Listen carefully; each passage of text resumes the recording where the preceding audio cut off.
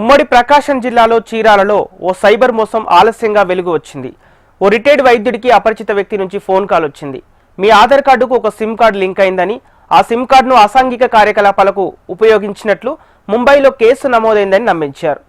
ఈ కేసు నుంచి బయటపడాలంటే మీ అకౌంట్లో ఉన్న నగదును వేరే అకౌంట్కు బదిలీ చేయండి, నిజ నిర్ధారణ తర్వాత మళ్ళీ నగదు వెనక్కి పంపుతామంటూ ఆర్బీఐ పేరుతో ఒక ఫేక్ సర్టిఫికెట్ పంపారు. ఇదంతా నిజమనుకున్న వైద్యుడు విడతల వారీగా 1.10 కోట్ల నగదును చెల్లించారు. నగదు పంపిన తర్వాత ఎటువంటి స్పందన లేకపోవడంతో మోసపోయినట్లు గ్రహించిన బాధితుడు పోలీసులకు ఫిర్యాదు చేశారు.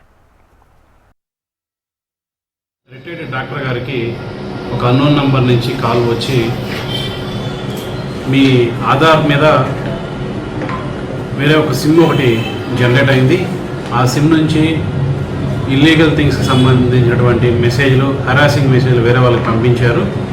మీ మీద ముంబైలో కేసు రిజిస్టర్ అయింది.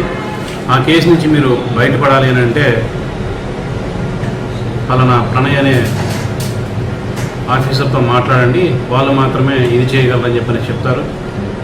ఆ తర్వాత వాళ్ళు వాట్సాప్ కాల్ చేసి వాళ్ళు కనపడకుండా ఎవరైతే బాధితులు ఉన్నారో ఆ డాక్టర్ గారిని వీడియో కాల్లోనే ఉంచి ఎవరైతే ఆఫీసర్గా ఇంట్రొడ్యూస్ అయ్యారో ఆ పర్సన్ ఇక్కడ మనీ లాండరింగ్ కేసు ఒకటి జరిగింది, ఆ కేసుకు సంబంధించిన అమౌంట్ మీకు సంబంధించిన బ్యాంక్ అకౌంట్ లింక్ అయ్యింది, మీరు దాని నుంచి బయటపడాలి అని చెప్పేసి అంటే మీరు దాంట్లో ఉన్న అమౌంట్ పలానా ఒక అకౌంట్కి ట్రాన్స్ఫర్ చేయండి, ఆర్బీఐ వాళ్ళు చెక్ చేసి మళ్ళీ మీకు రిటర్న్ పంపిస్తారని చెప్పేసి చెప్పడం జరిగింది. అలా వీళ్ళు 1,10,00,000 రూపాయలు పంపించడం జరిగింది. ఇదంతా జరిగిన తర్వాత వీళ్ళకి ఫోన్ కాల్స్ రిటర్న్ చేసి అడుగుతారు.